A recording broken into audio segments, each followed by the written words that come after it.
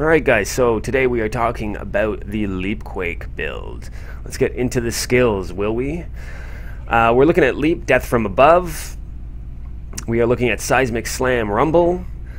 Earthquake, Molten Fury. Molten Fury is crazy strong, man. It's not even funny. Shake the ground violently, dealing 6,000% weapon damage as fire over 8 seconds. Huge damage. Threatening Shout. Shout with great ferocity, causing nearby enemies to, you know the deal. Okay, Battle Rage, Swords of Plowshares.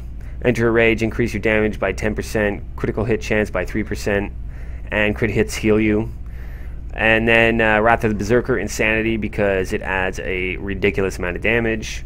For your passives, guys, you're going to be running Ruthless. You're going to be running Nerves of Steel. You can also run Brawler in this slot if you want, but I would say Nerves of Steel is better.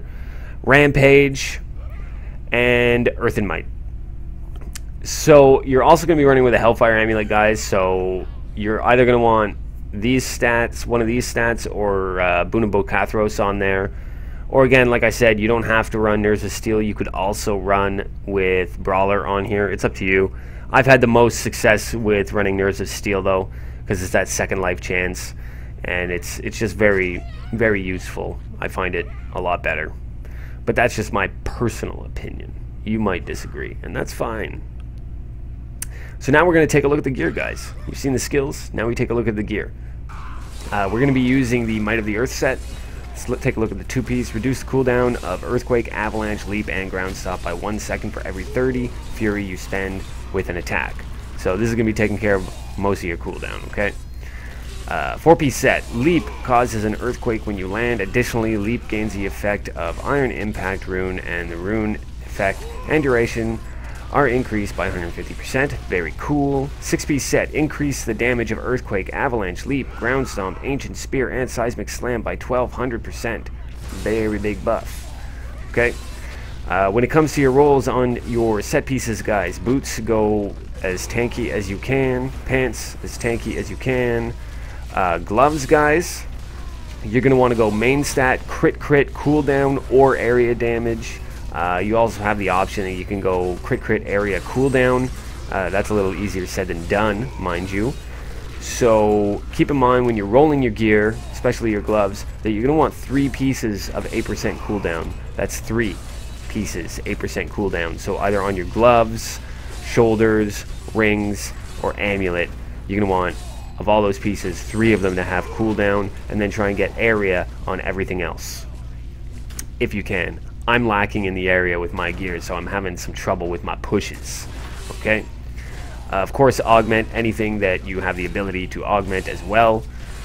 So shoulders, like I was saying, you're going to go strength, vitality, and then it's up to you if you want to put cooldown on here, or area damage. Additionally, it will be wise if you're trying to push further, higher up, past the 80s. You're going to probably want to put earthquake damage on your shoulders, and an ideal roll for shoulders is going to be kind of squishy. It's going to be main stat, cooldown, area, earthquake, if you can get it. Again, though, you can go without the cooldown on your shoulders if you choose to put it somewhere else, like rings, gloves, or amulet. But remember, you need 3 pieces, ideally, of cooldown 8%. Helmet, guys, you're going to go strength, vitality, crit chance. On the chest piece, you're going to go strength, vitality, earthquake damage. And also, something to keep in mind, on your secondary stats, whenever you can get it, try and get maximum fury. The more fury you have with this build, the better. One of the major features of this build is dumping all your fury, because if we look at the 2-piece set, reduce the cooldown of Earthquake, Avalanche, Leap, Ground Stomp by 1 second for every 30 fury spent with an attack. The more fury you have, the more you can dump, and the faster your things cool down. So if you can get more fury on your secondaries, go for it. And that is the Might of the Earth set. Next up, let's take a look at our rings, guys. We'll be running Focus and Restraint. 2-piece set. When you hit with a resource generating attack, 50% increased damage for 5 seconds. 2-piece set. When you hit with a resource spending attack, 50% damage for 5 seconds. So you're constantly going to have these buffs. Constantly. There's no way that you're not going to have these buffs up 100% of the time. As long as you're leaping and hitting your seismic, you're always going to have it. No problem. Okay? For your rings, you're going to obviously have to make the choice of where to put your cooldown first. If you choose to put cooldown on your rings and say your amulet or your rings and your gloves, whatever. If you decide that rings are going to be where your cooldown is going to be, you're going to go crit cooldown on both of them. The other way to go, obviously, is going to be crit area damage if you can get it. I've seen some people running, say, crit chance or crit damage, area cooldown. It really depends on what you're getting from your rolls for the rings. Focus and restraint aren't always the easiest thing to get the stats that you want on. Obviously, with any ring, that is the case. So just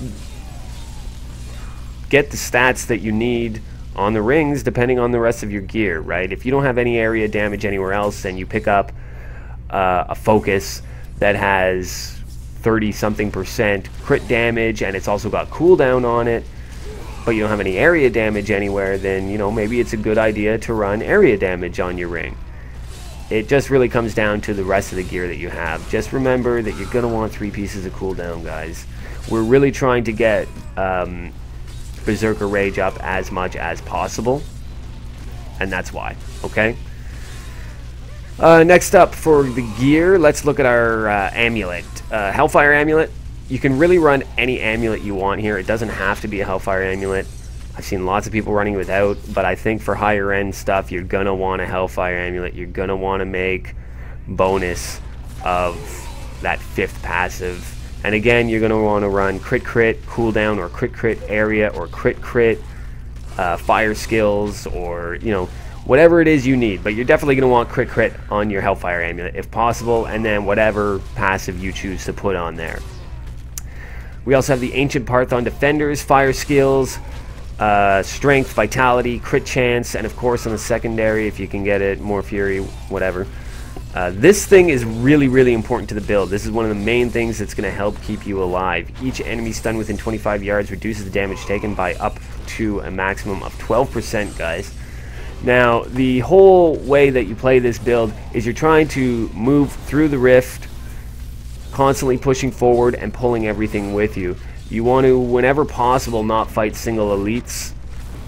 You want to try and fight 2 to 3 at a time with lots of trash around you. And one of the main reasonings behind that is that the area damage is going to cause your earthquake to just like go through the roof, man, with damage. If you have enough area damage, everything is going to just melt super fast, especially when you're on the fire rotation for COV. So you really want to just pull things with you, get them all into a group, and then leap. And because you're leaping on all these things, they're constantly getting stunned, and your Ancient Parthon Defenders are constantly proccing, and your toughness is going to go through the roof, and it's going to help keep you alive. Okay? You really need that. Especially when you're running the Convention of Elements version of this build, which is generally what you're going to run when you're really trying to push. You're probably going to run Convention of Elements, which means you're going to be much squishier than if you were running it the other way. So you definitely need Ancient Parthon Defenders, and you definitely need a lot of stuff around you whenever possible to leap on and stun. And lastly, we have the belt and the weapon. We are running the Girdle of Giants. Try and go pure tank on these. I would much prefer not to have attack speed on this. I'd much prefer to have like armor or all res. But you definitely want life per fury spent on this. It's going to be a big help for you. It's not as important if it's a non-ancient, but if it's ancient or primal, definitely try and roll life per fury spent on it, because it's definitely going to add up to quite a bit. Okay, because you're constantly spending fury. And lastly, the Blade of Tribes. Try and get as close to 200% earthquake damage as possible. That goes without saying. And then roll damage percent, strength, vitality. You can also roll area damage here or cooldown. That's entirely up to you. But personally, I'm liking the strength fight roll on here. That's my personal preference. And of course, if you can, on the secondary, get maximum fury. I know that's easier said than done with all those other stats. So that's that for the main parts of the gear. Let's look at the ring or the gems real quick, guys. Pretty standard stuff here. Bane of the Trapped, for obvious reasons, best gem in the game, gonna give you huge amounts more damage.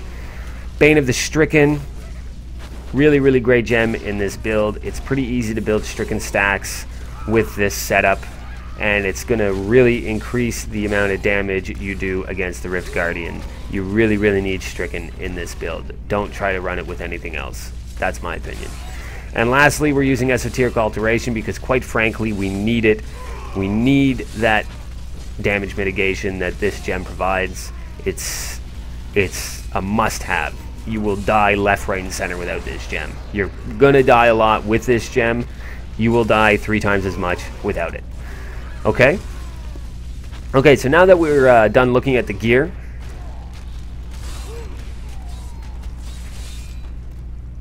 and there you go, guys. That is the build. That is the Leapquake Barb. It is really badass. It's great for soloing. It's even good for doing split bounties. It has a lot of mobility.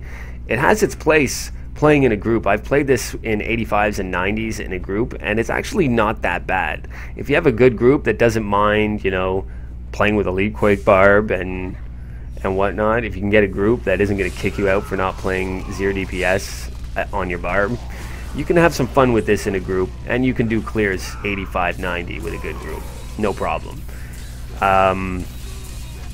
But mostly you're going to be using this build for solo pushing more than anything else. Its real shortcoming, I'm going to be honest, is goblins. This build sucks for goblins, man. If you get into like a big goblin pack, I mean, chances are you're going to lose most of them with this build. That's my experience anyway. So there you go, guys. That's Leapquake. I'm sorry again for the lack of videos lately, guys. I've been very busy, lots of stuff going on, and computer hasn't been really recording very well lately. I've run through some computer issues. Next week, guys, I want you guys to look forward to Raycors week. We're going to cover a few different Raycors builds. There's a lot of different things you can do with Raycors. So we're going to take a look at that. We're going to take a look at just straight up Charge Barb. We're going to take a look at Charge Barb with a focus on Boulder Toss for damage. We're going to take a look at 0 DPS and so on and so on. We're going to check out at least probably 3 different Raycors builds next week. So that's 3 different videos. Thank you again, guys, for supporting the channel. Like, comment, subscribe. Later.